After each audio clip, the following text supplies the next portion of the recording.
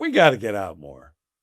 We're learning about how do we navigate a technological world with screens that are threatening to swallow our lives up in ways that make us better person and following God. And today I get to talk to one of my favorite persons about growth and spiritual life and how do we move forward. Dr. Rick Blackmon. Dr. Rick, thank you for joining the show. Hi, John. So fun. Thank you for having me.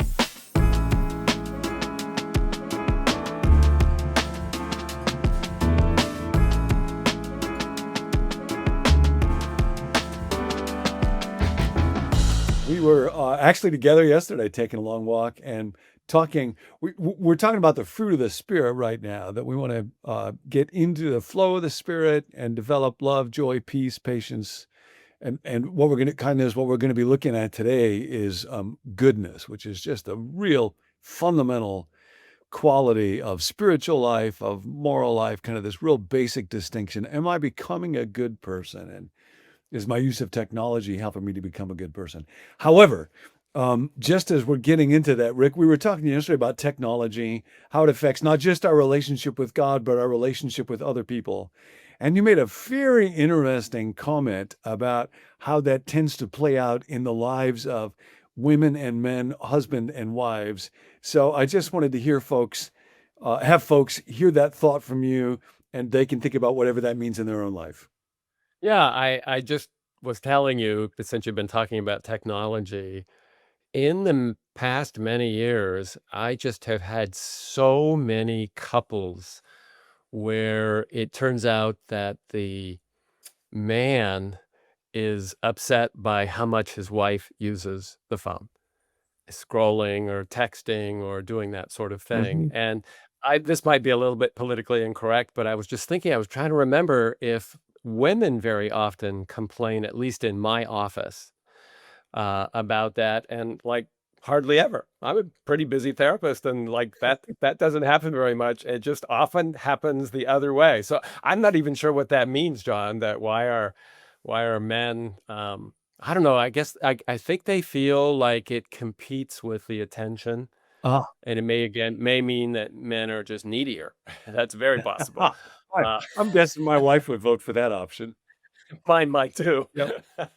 Yep. No, I remember we've talked about Deborah Tannen, who's a social linguist from USC, wrote a really interesting book about men and women in conversation. Yeah, And she she talks did. about how, in general, it can be stereotypical, but in general, growing up in girl world versus boy world, we all want a sense of esteem and to feel good about ourselves.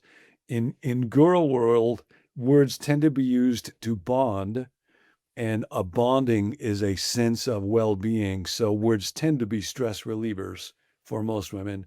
In boy world, the road to esteem is more often through mastery. So I have to use my words to show that I'm smart or smarter. And so in boy world, words are often stress producing. And so it Yeah, may yeah. well be that connecting with people by texting and so on might be something that tends, as a general rule, to be more of a stress reliever in girl world than it is in boy world. Yeah, and so maybe, and women are just so communicative, and they're just using this technology as another means of being able to do that. That's definitely true. Anyway, I just thought that was kind of There's a uh, interview just in the last couple of months with a sociologist from King's College London, Alice Evans, and her big area of study now is how fertility rates, population growth has kind of reversed itself. And so it's happening less and less often, increasingly in the West, but also Latin America, Middle East. Birth rates are down and couples are down, marriage or even cohabiting, so that now um, a majority of adults between the ages of 18 and 34 are neither married nor cohabiting. And wow, her wow. concern is that technology, she says, she thinks is playing a significant role in that. And we're retreating into what she calls digital solitude. That's scary. Yeah, because people are just frustrating. Relationships are hard.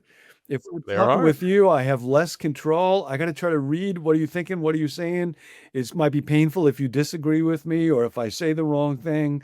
And when I'm just alone on a screen, I have much more control of my world. And it can be anything from uh, different websites. It can be the use of porn. It can be video games. But it's just very interesting that, at least according to this particular sociologist, our social skills, aptitude, appetites are tending to go down as we're retreating into digital solitude. It's scary, but it does make sense, doesn't it? Like, I don't know how that bodes for uh, moving forward. I haven't asked you this much. Do you talk with folks in therapy about technology, screens, and so on, and how it affects their lives, their relational lives, their spiritual lives? Does that subject come up much, or has that not really changed much over the last 30 or 40 years? No, all the time. Comes up all the Oh, time. In a lot of different ways. I would say especially with parenting, and I feel kind of grateful. I know Laura was on a little while ago to young people's thoughtfulness about this topics, particularly after Jonathan Haidt's book. I think most young couples that I talk with have read that book and are trying to take it seriously and control screen time. Um, but yeah, so it comes up a lot. It comes up, as a impediment sometimes for conversation. Again, it's especially in that gender way that I said. So that's come up. Like that was the thing that hit me when you started talking about yeah. this. Like this comes up all the time in my office, That's so and interesting. Oh, I usually find the for my wife feels a little bit defensive about it. And I find for myself as we go through this, we're looking at those commitments from Andy Crouch about 1 hour a day, 1 day a week, 1 week a year, no devices. Our devices go to bed before we do, wake up after we do. Accountability. By the way, I want such to good. talk with you more on the accountability front. I talked to Royce Branding, and he talked about how the amount of screen time and so that we do is something we can share.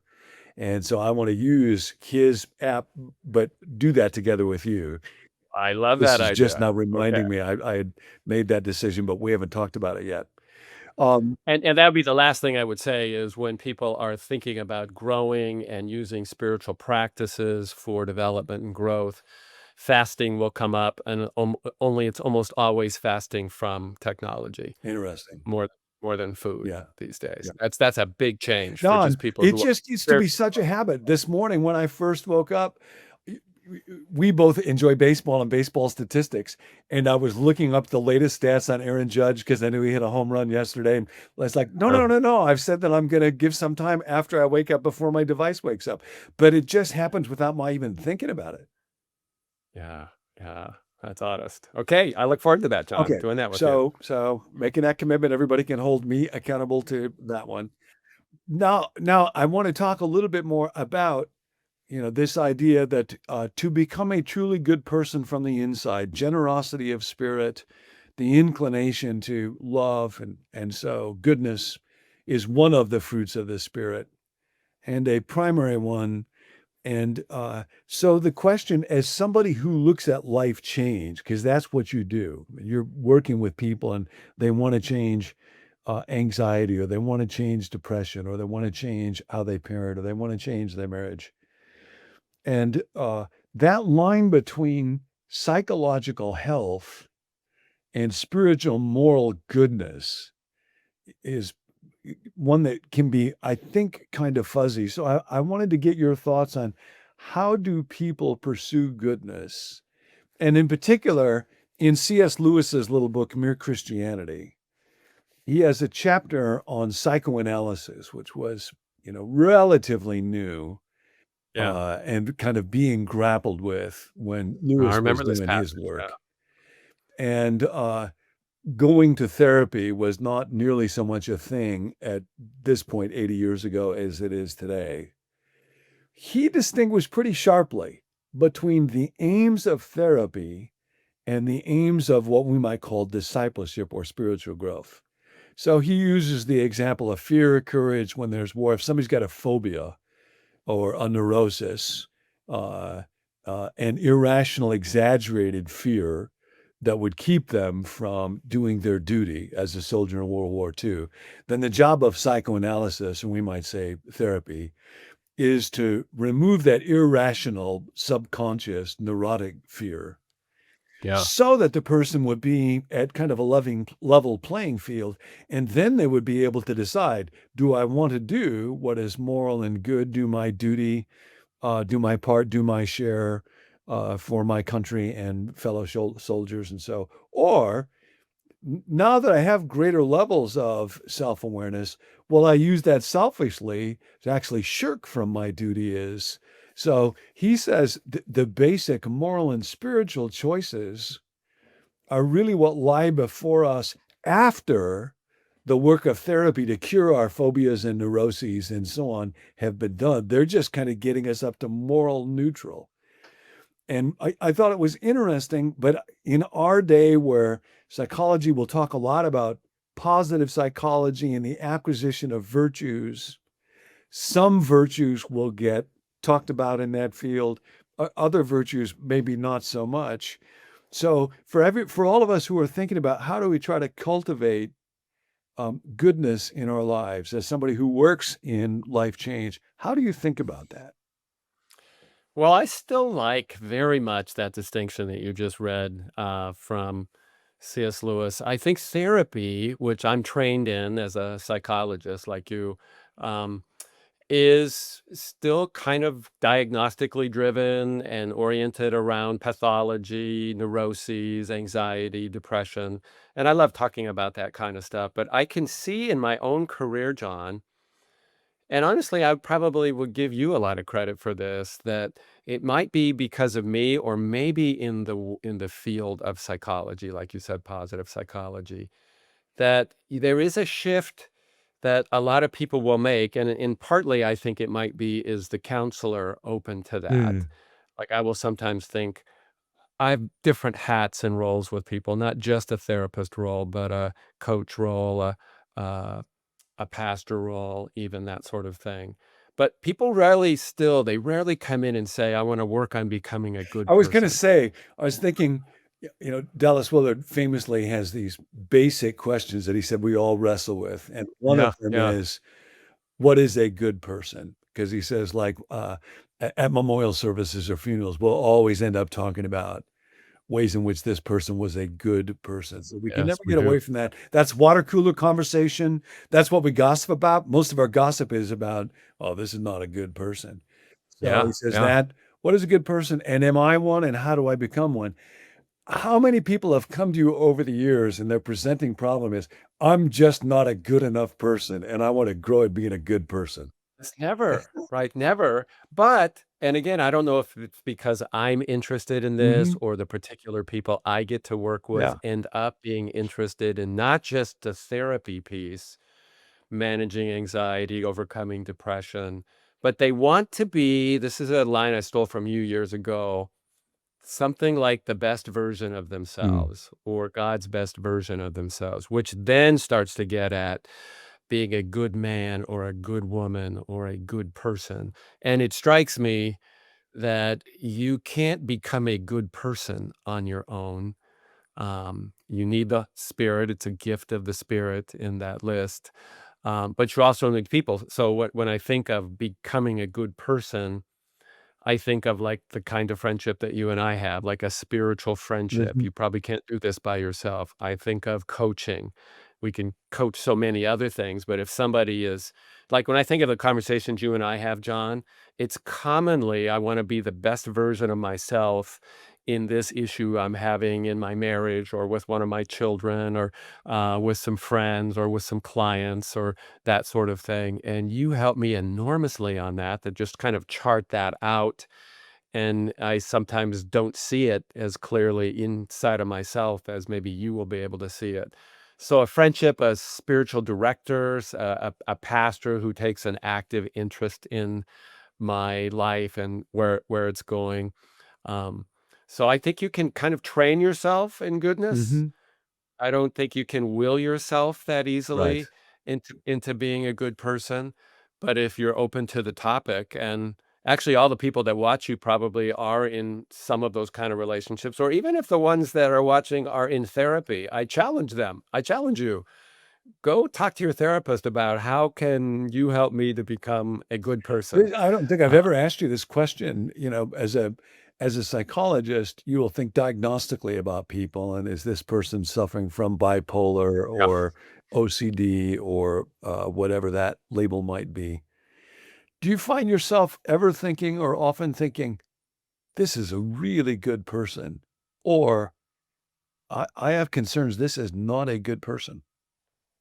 Oh, definitely. Mm.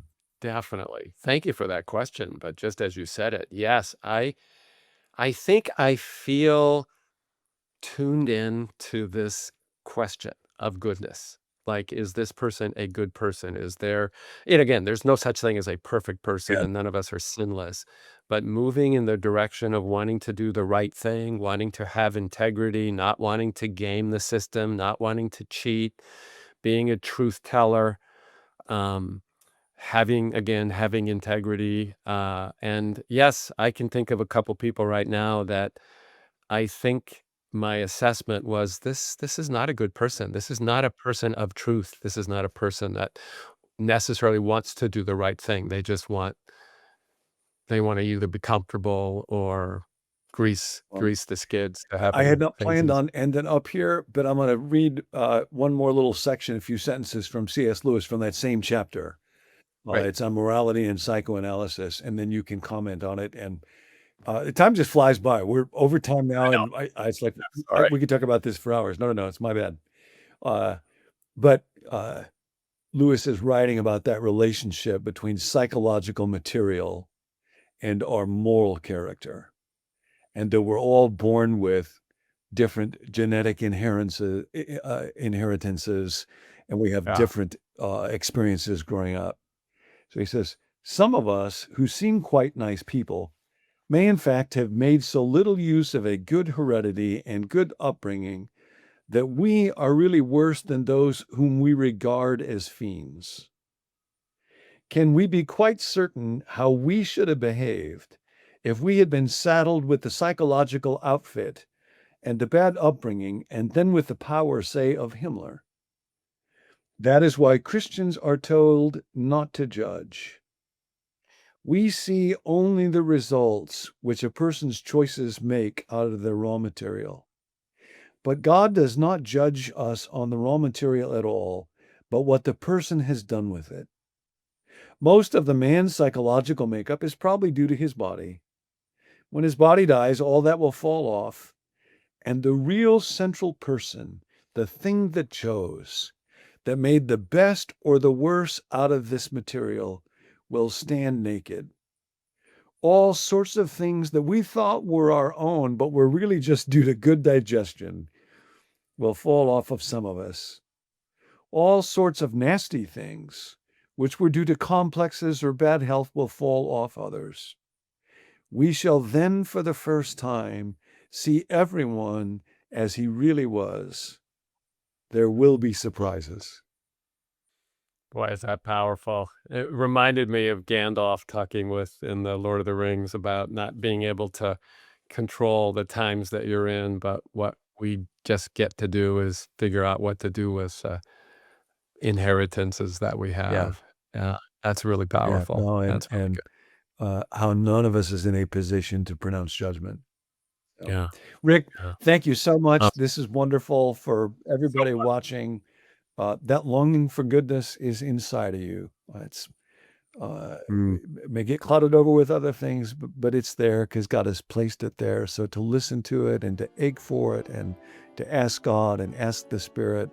And then, as Rick talked about, look for a friend, look for friends that can help me pay attention to where is that desire for goodness? Where am I getting in the way of it? Where am I blocking it? And then go out and do it. We got to get out more. Hey, thanks for joining us. Be sure to subscribe so you don't miss any future episodes from John.